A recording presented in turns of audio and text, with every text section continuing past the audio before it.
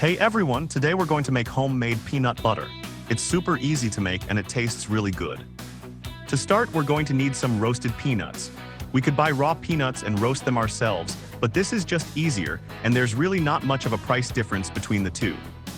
I'm going to be using 1 pound of unsalted roasted peanuts.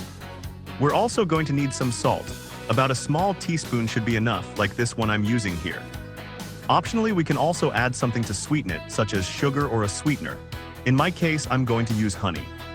I definitely recommend trying it with honey because it tastes really good with peanut butter, but you can also leave it unsweetened. That's completely up to you. And of course, we're going to need something to turn all these peanuts into peanut butter.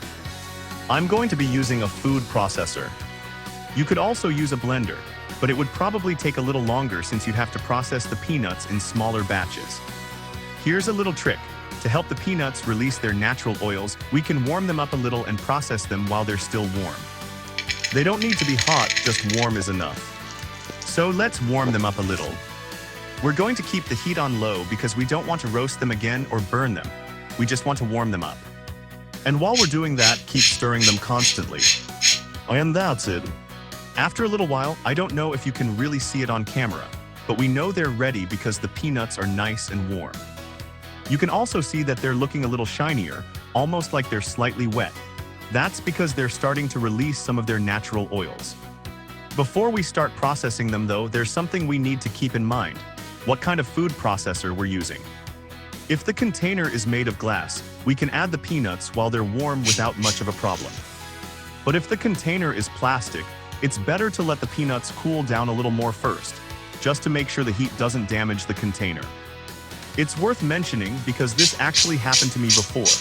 I almost damaged the plastic container on my food processor by putting in ingredients that were too hot.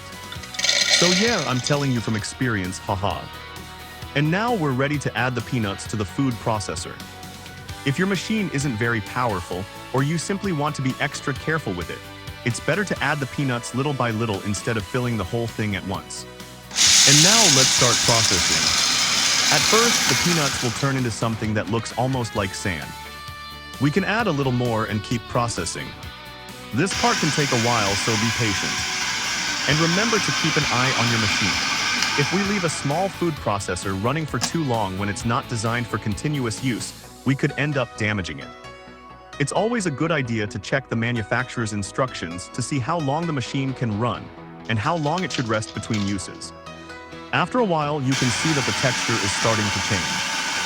Now it looks more like a thick paste, and it's beginning to clump together. We give it a little stir and keep processing. And we just keep repeating this: process, stir, and process again. Little by little, the mixture will become smoother and creamier. After quite a bit of processing and giving the machine a break whenever necessary, we finally have this nice, creamy consistency. And now it's time to add the salt.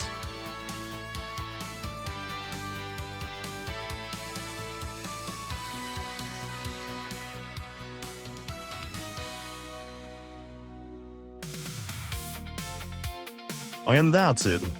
Now we're going to add a big spoonful of honey and process it again to mix everything together. If you want an even creamier texture, you could also add a little bit of cooking oil. But personally, I like the way it turns out just like this, so I'm going to leave it as it is. And there we go, our homemade peanut butter is ready. Now let's put it into a jar. I'm going to use this glass jar, which I already washed and dried beforehand. To give it one final clean, I'm going to add a little bit of ethyl alcohol and wipe the inside with a clean paper towel. This is simply to help clean the container before we fill it. And now we can start adding the peanut butter to the jar. As we fill it, we can give the bottom of the jar a few gentle taps to help get rid of any trapped air and help the peanut butter settle. And we just keep doing this until the jar is full. And that's it, our homemade peanut butter is finished.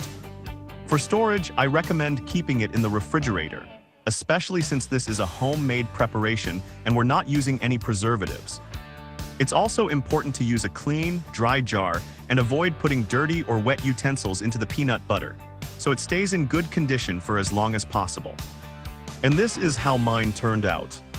With 1 pound of peanuts, I ended up with almost 2 jars of peanut butter. So depending on the price of peanuts and the peanut butter available where you live, making it at home can be quite a bit cheaper. And of course, you can experiment with the recipe. If you like it saltier, add a little more salt. If you prefer it sweeter, add a little more honey. You can even try different sweeteners and adjust the recipe until you find the combination you like best. And well, that's pretty much it. I hope you enjoyed the video. If you have any questions or suggestions, feel free to leave them down in the comments. And that's it for today. See you in the next video.